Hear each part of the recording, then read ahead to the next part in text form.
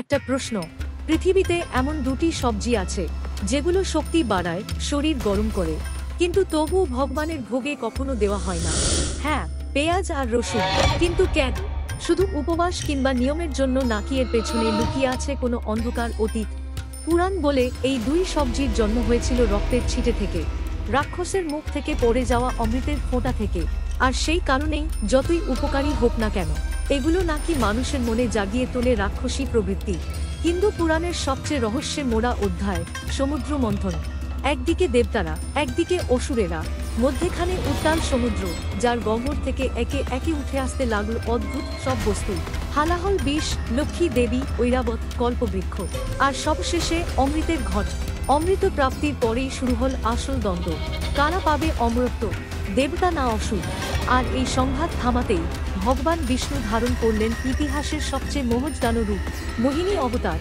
কিন্তু ঠিক তখনই ঘটে গিয়েছিল এমন এক ঘটনা, যার ফলেই পৃথিবীতে আজও পেঁয়াজ আর রসুনকে ভোগে নেওয়া হয় না।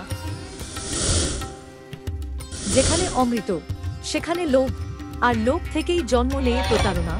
সমস্ত অসুরকে পাশ কাটিয়ে দুই ভয়ঙ্কর অসুর, সর্বাণু রাক্ষস, যাকে আমরা পরে জানি রাহু নামে, এবং তার সঙ্গী কেতু, চুপি চুপি দেবতাদের সারিতে গিয়ে বসে পড়ল।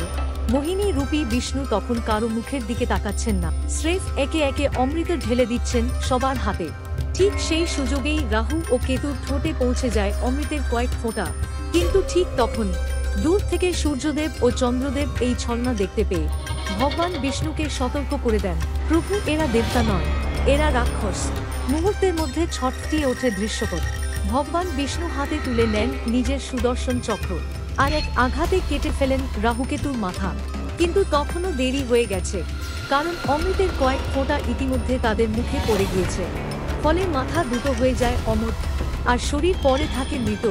আর যে জায়গায় অসুরদের মুখ থেকে পড়ে যায় অমৃতের সেই ফোঁটা, পুরাণ বলে সেই মাটি থেকেই জন্ম নেয় দুটি রহস্যময় উদ্ভিদ, পেঁয়াজ, রসুন, এবং এখান থেকে শুরু হয় তাদের ঔষধি জীবন।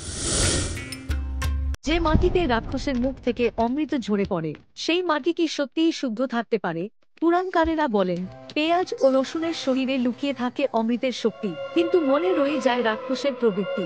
এই কারণে এগুলো শরীরের টক্সিন বের করতে পারে, শক্তি বাড়ায়, রোগ প্রতিরোধের ওষুধের মতো কাজ করে। কিন্তু এগুলো নাকি রক্ত গরম করে, মানসিক অস্থিরতা বাড়ায়, আর ধীরে ধীরে মানুষের মধ্যে রাগ, কাম, লালসা ও রাক্ষসী স্বভাব উদ্রেক করে। ঋষিমুনিরা বলতেন, যে ব্যক্তি উপবাসে থেকেও পেঁয়াজ রসুন খান, সে নিজেকে বাহ্যিকভাবে সংযমী ভাবলেও মনের ভিতর সে রক্ষসদেরই পথ ধরে। তাই ভোগে নয়, পূজায় নয়, উপবাসে নয়, পেঁয়াজ ও রসুন শুধু ঔষধি হিসাবে গ্রহণযোগ্য। আর তাই এগুলি ভগবানের নৈবেদ্য থেকে দূরে রাখা হয়।